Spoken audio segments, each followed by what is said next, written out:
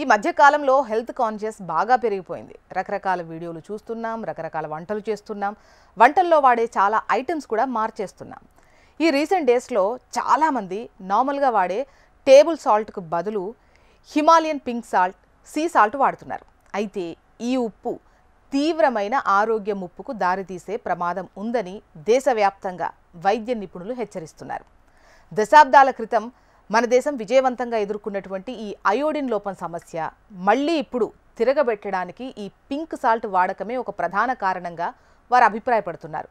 శరీరంలో థైరాయిడ్ హార్మోన్ల ఉత్పత్తికి అయోడిన్ ఎంత కీలకమో మనందరికీ తెలిసిందే కదా.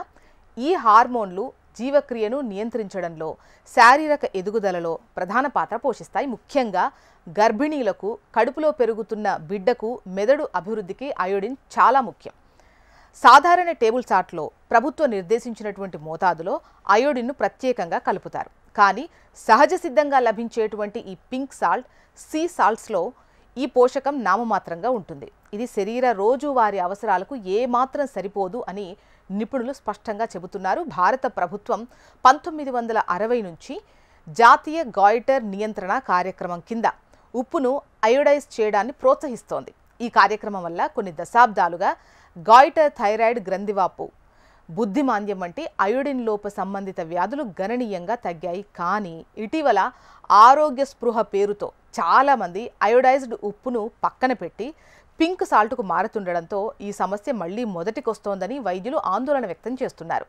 ప్రపంచ ఆరోగ్య సంస్థ సైతం అయోడిన్ ప్రాముఖ్యతను పదే పదే నొక్కి చెబుతోంది.